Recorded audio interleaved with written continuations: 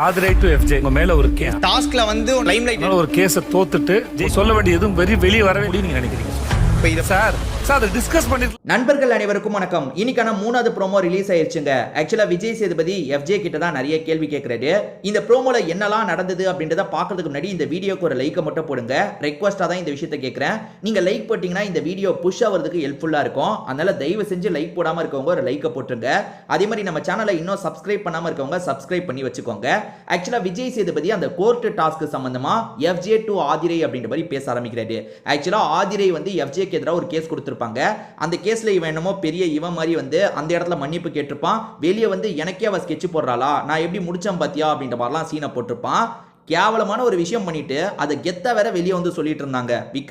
விக்ரம் கிட்டயும் மற்ற ஹவுஸ்மேட்ஸ் கிட்டயும் என்னமோ இவன் ஜெயிச்ச மாதிரி. நாய அங்க மன்னிப்பு கேட்ட நாய அது இந்த நாய்க்கு தெரியல. வெளியே வந்து என்னமோ சீன் எல்லாம் போட்டுட்டு இருந்தது. விஜய் சேதுபதி இதெல்லாம் கேட்க மாட்டாரு. ஏன்னா இந்த லவ் டாபிக் அந்த இதெல்லாம் வந்து பெருசா தொட மாட்டாங்க. அது என்னமோ பண்ணிட்டு போறாங்கன்னு விட்டுருவாங்க. ஆனா விஜய் சேதுபதி இதை லெஃப்ட் ஹேண்ட்ல டீல் பண்ணாம கரெக்டா கேள்வி கேட்டிருக்காரு. ஆக்சுவலா விஜய் சேதுபதி எஃப்ஜேவை கேள்வியே கேட்க மாட்டாரு. ஏன்னா வந்து விஜய் சேதுபதியோட பையனும் எஃப்ஜேவும் ஃப்ரெண்ட்ஸ், அதனால பெருசா இவனை அட்டாக்கே பண்ண மாட்டாருன்னு நிறைய பேர் சொல்லிட்டு இருப்பாங்க. ஆனா அப்படிலாம் கிடையாது. விஜய் சேதுபதி கேட்க வேண்டிய இடத்துல கரெக்டான கேள்வியை கேட்கிறாரு. பிரச்சனை என்ன தெரியுமா, நம்ம 10 கேள்வி கேட்கணும்னு நினைப்போம். விஜய் சேதுபதி வந்து இந்த வீக் வந்து 10 கேள்வி கேட்கணும்னு நினைப்போம். அதுல விஜய் சேதுபதி ஒரு 7 கேள்வி கேட்பாரு. 3 கேள்வியை விட்டுட்டாருன்ற மாதிரி விஜய் சேதுபதியை போட்டு அடிப்போம். அதுதான் பிரச்சனை. மற்றபடி விஜய் சேதுபதி மேக்ஸிமம் கேட்கிறாரு. இவங்களுக்கு பாரபட்சம் பார்க்கறது அவங்களுக்கு பாரபட்சம் பார்க்கறதெல்லாம் பெருசா அவர் பண்ற மாதிரி எனக்கு தெரியல. இன்னும் சிலர் என்ன சொல்லுவாங்கன்னா விக்ரம்க்கு அவர் சப்போர்ட் பண்றாருன்ட்டு. அப்படிலாம் இல்லைங்க. கேட்க வேண்டிய இடத்துல எல்லாரையும் கரெக்டா தான் கேட்டிருக்காரு. இது வரைக்கும் அப்படிதான் கேட்டிருக்க மாதிரி எனக்கு தெரியுது. நீங்க நினைக்கிறதையும் கண்டிப்பா சொல்லுங்க. சோ இந்த எஃப்ஜேவை வந்து இந்த இடத்துல லாக் பண்ற மாதிரி நிறைய கேள்வி கேட்கிறாரு. தோத்த மாதிரிலாம் பண்ணிட்டு வெளியே வந்து ஜெயிச்ச மாதிரி சீனை போட்டுட்டு இருந்தீங்க, அதாவது தோத்து ஜெயிச்ச மாதிரி பண்ணிட்டு இருந்தீங்க அப்படிதானேன்ற மாதிரி கேட்கிறாரு. அதே மாதிரி ஆதிரை என்னெல்லாம் வெளியே கொண்டு வரணும்னு நினைச்சாங்களோ அது எதுவுமே பண்ண விடல. நீங்க அதுக்கேற்ற மாதிரி கேஸை முடிச்சிட்டீங்க. நான் சொல்றது சரிதானமா அப்படின்ற மாதிரி ஆதிரையை பார்த்து கேட்கிறாரு. ஆமா சார் அப்படின்ற மாதிரி ஆதிரை சொல்லிட்டாங்க. ஆதிரை கொஞ்சம் அழுத மாதிரிலாம் முகத்தை வச்சிருக்காங்க. எனக்கு தெரிஞ்சு இந்த இஷ்யூவை பத்தி பேசும்போது லைட்டா அழுதுருப்பாங்க போல. ஏன்னா ஆடியன்ஸ் இந்த ப்ரோமோலியே ஒரு கட்ல வந்து ஆடியன்ஸ்லாம் சோகமா அந்த இடத்துல பார்த்துட்டு இருக்க மாதிரி இருக்கு. எனக்கு தெரிஞ்ச ஆதிரை அழுதுருக்காங்க. ஸோ இதை தாண்டி விஜய் சேதுபதி இவனை நிறைய இடத்துல லாக் பண்ணிட்டாரு. இவன் ஒரு சாக்கு சொன்னாங்க. என்னன்னா வியானா பேர் வெளியே வந்துடும், அதுக்காக நான் வந்து இது பண்ணிட்டேன்னு. அதெல்லாம் இந்த நாய் சொன்ன சாக்கு.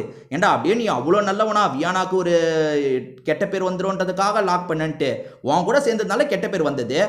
இவனை காப்பாத்திக்கிறது தாங்க அந்த இடத்துல சீக்கிரமா முடிச்சான். ஏன்னா இவன் அதை பேசினான்னு வச்சுக்கோங்களேன், இவன் நிறைய எக்ஸ்போஸ் ஆவான்னு இவனுக்கு பயம் வந்திருக்கு. நான் முதல்ல ஆதிரி மேல தான் ரொம்ப தப்பு இருக்கு, இவங்க என்னமோ கேஸ் எல்லாம் கொடுக்குறாங்களே, இவங்க தான் அசிங்கப்பட போறாங்கன்னு நினைச்சேன். ஏன்னா வந்து நடந்த விஷயத்தை பேச பேச 2 பேருமே தான் எக்ஸ்போஸ் ஆவாங்கன்னு நான் நினைச்சேன். ஆனா இவன் பயப்படுறானா, ஆதிரி சொன்னதெல்லாம் உண்மைதான் போல.